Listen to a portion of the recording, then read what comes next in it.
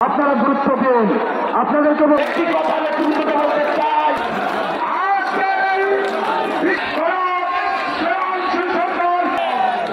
আমরা সেই দল করি যেই আমাদের দলের নেতা জনাব শহীদ রাষ্ট্রপতি জিয়াউর রহমান বাংলাদেশের স্বাধীনতার ঘোষণা দিয়ে বাংলাদেশকে যুদ্ধ করে স্বাধীন করেছেন।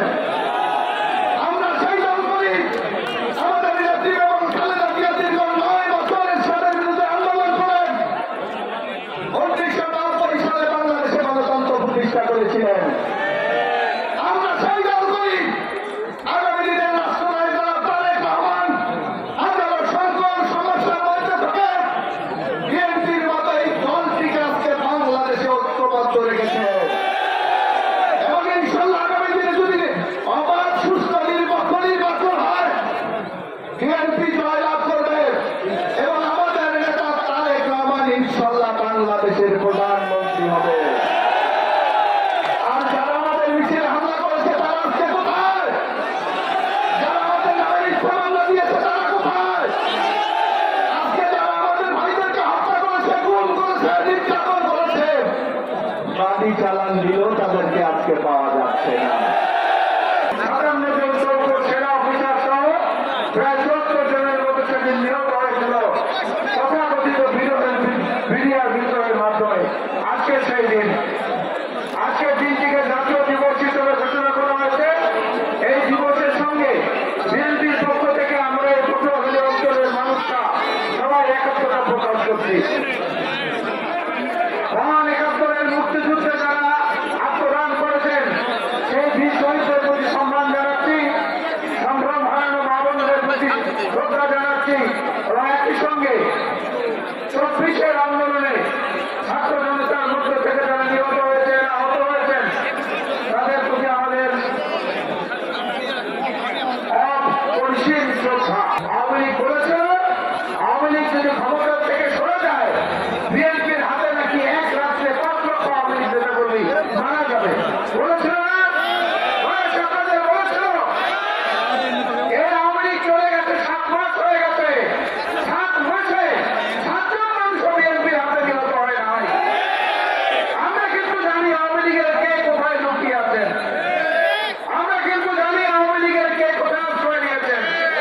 আমরা কিন্তু কোথাও হামলা করতে যাচ্ছি না, কারণ তাহলে তাদের সঙ্গে আমাদের যে পার্থক্য এটা মানুষের সামনে আমরা উপস্থাপন করতে পারবো না। আমাদেরকে বুঝতে হবে বিএনপি একটা বহুবিধ চরিত্রের মানুষের একটি সংগঠন। এইটা কোনো ক্যারিয়ার বেসড অর্গানাইজেশন না, এইটা হচ্ছে মাল্টিক্লাস অর্গানাইজেশন। এখানে দুষ্ট লোক নাই এ কথা আমরা বলবো না।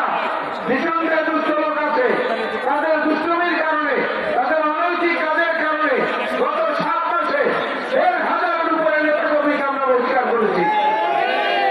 আমাদের বহু নেতা কর্মীকে আইন শৃঙ্খলা বাহিনী গ্রেফতার করেছে। আমাদের কুমিল্লার যুব দলের এক নেতাকে যৌথ বাহিনীর হাতে গ্রেফতার হওয়ার সময় সে নিহত হয়েছে। আমরা একটা প্রতিবাদ মিছিল করি নাই। কেন করি নাই? এই সরকার হচ্ছে ছাত্র জনতার সমর্থনের সরকার। এই সরকার হচ্ছে বাংলাদেশের সকল শ্রেণী পেশার মানুষের সমর্থনের সরকার। এই সরকারকে বিরক্ত করা আমাদের সবার বিরুদ্ধ, বরং তাকে সহায়তা করা আমাদের দায়িত্ব। আমরা সেটা করে যাচ্ছি। আমাদের নেতা তারেক রহমান বারবার সেই কথাটাই বলছেন। আমাদের দেশনেত্রী বেগম খালেদা জিয়া লন্ডনে চিকিৎসার জন্য যাওয়ার পূর্বেও জাতির উদ্দেশ্যে সাংবাদিকদের মাধ্যমে বলে গেছেন, প্রতিহিংসা নয়, ভালোবাসার রাজনীতি স্থাপন করতে হবে। এই উদাহরণ বাংলাদেশে গেল পৃথিবীর কোথাও খুঁজে এরকম একটা উদাহরণ পাবেন না। এত উদার, গণতান্ত্রিক এবং সবাইকে বুকের মধ্যে টেনে নিয়ে জাতীয়তাবাদের রাজনীতি করে সেই দলটির নাম হচ্ছে বাংলাদেশ জাতীয়তাবাদী দল। আজকে গর্ব করে আমরা সেই পরিচয় দিই। 3 প্রজন্মের নেতৃত্ব পরিবর্তন হয়েছে। শহীদ জিয়াউর রহমান বিলুতন, তারপরে বেগম খালেদা জিয়া, বর্তমানে আমাদের কমান্ডার ইন চিফ জনাব তারেক রহমান। আপনি দেখেন এই 3 নেতৃত্বের মধ্য দিয়ে পরিশোধিত হতে হতে প্রায় 1.5 যুগ ধরে বিএনপির এক একজন ত্যাগী অন্তঃপ্রাণ নেতা কর্মী আজকে পুরে পুরে খাঁটি সোনায় পরিণত হয়েছে। তাদেরকে দিয়ে ইচ্ছা করলেই কোনো কাজ করানো যাবে না। তাদেরকে দিয়ে ইচ্ছা করলেই কোনো অনৈতিক ব্যাপারে জড়ানো যাবে না। আমরা বাঁচতে শিখেছি,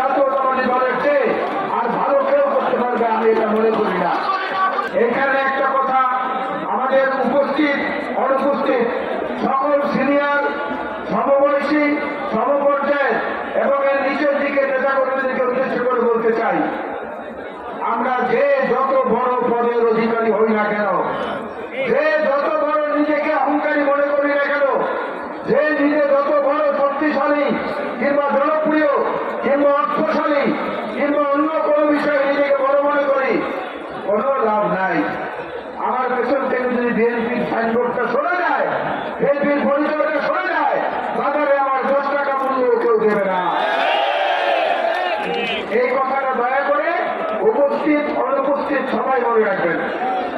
যদি মনে না রাখেন, যার যার পরিণতিটা আপনার ভোগ করতে হবে।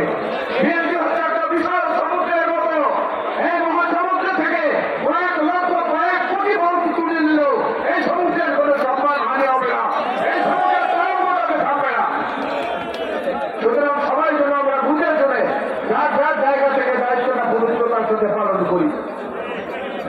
আজকে আবার নতুন করে আগামী শুক্রবার ঘোষণা দেখা যাচ্ছে আসছে আগামী শুক্রবার ঘোষণা আসবে। আমাদের পরবর্তী প্রজন্ম, আমাদের সন্তান, আমাদের ছোট ভাইদের একটি সংগঠন, তাদেরকে স্বাগতম জানাই, ধন্যবাদ জানাই। আপনারা আসেন, মানুষের সামনে আপনাদের কর্মসূচি দেন। জুলাই আগস্ট অভ্যুত্থানে আপনারা আমাদের সঙ্গে ছিলেন, আমরা আপনাদেরকে ধন্যবাদ দেই। আপনারা মানুষের কাছে যাবেন, মানুষ আপনাদেরকে বিবেচনায় নেবে, নেওয়ার পরবর্তী ফলাফলের অপেক্ষা থাকতে হবে। তার আগে চুরি মেরে উড়িয়ে দেওয়ার চেষ্টা করবেন না, দয়া করে। বিএনপি চুরি মেরে উড়িয়ে দেওয়ার দল না। এই দেশে বাংলাদেশের মানুষের হৃদয়ের গভীরে এ দলের শিকড় অনেক শক্তভাবে গড়ে হয়ে আছে। সেই দলটির নাম হচ্ছে বিএনপি, বাংলাদেশ জাতীয়তাবাদী দল। এটাকে চুরি দিয়ে, ঠোকা দিয়ে এত সহজে পরিণত করা যাবে না। দেখেন নাই, পাহাড়ের সাথে পাথরের সাথে মাথা ঠুকলে ওই পাথরের কিছু আসে যায় না, নিজের কপাল রক্তাক্ত হয়। সুতরাং বিএনপির সঙ্গে মাথা ঠোকাঠুকি করতে আসবেন না, শুধু শুধু নিজেদের কপাল রক্তাক্ত হবে, বিএনপির কোনো কিছু ইনশাল্লাহ হবে না। আরেকটা কথা বলে যাই, বিএনপির প্রতিজ্ঞা হচ্ছে ধানের শীষ। এই দেশে নৌকা আছে, এই দেশে লাঙ্গল আছে, এই দেশে দাড়িপাল্লা আছে। এই লাঙ্গল, নৌকা, দাড়িপাল্লা এবং আরো যেসব প্রতীক আছে, হিসাব করে দেখেন, প্রত্যেকটা প্রতীককে ইচ্ছা করলে আপনি তৈরি করতে পারবেন। কাঠ সেলাই করে, কাঠ লেবেল করে লাঙ্গল বানাতে পারবেন, বাঁশ লেবেল করে, বাঁশকে চিরাই করে দাড়িপাল্লা বানাতে পারবেন, নৌকা কাঠ দিয়ে বানাতে পারবেন। কিন্তু এই ধানের শীষের একটা ফলা, একটা শীষ পৃথিবীতে কারো ক্ষমতা নাই আল্লাহ তাআলা তৈরি করা, কোনো মানুষের ক্ষমতা নাই।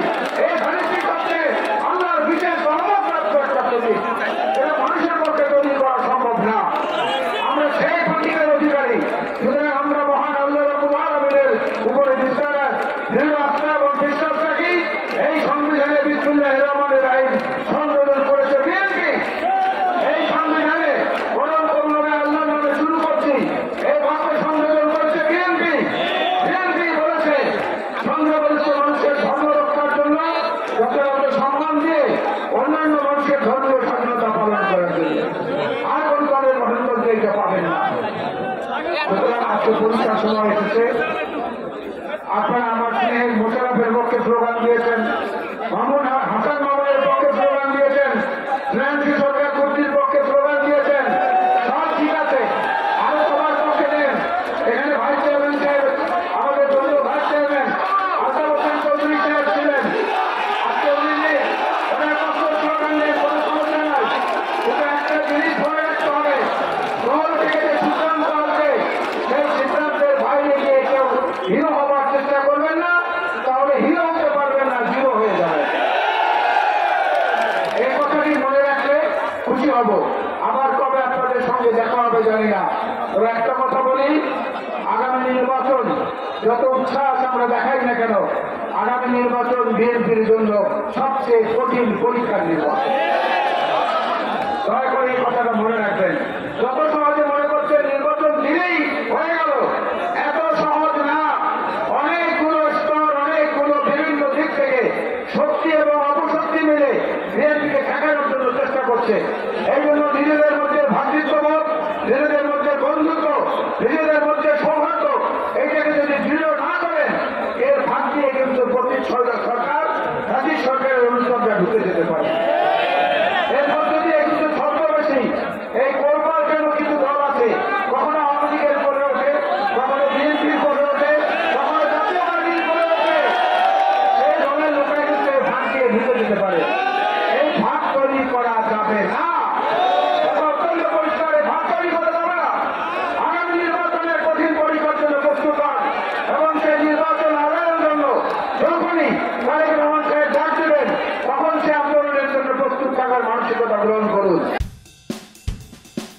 করবেন।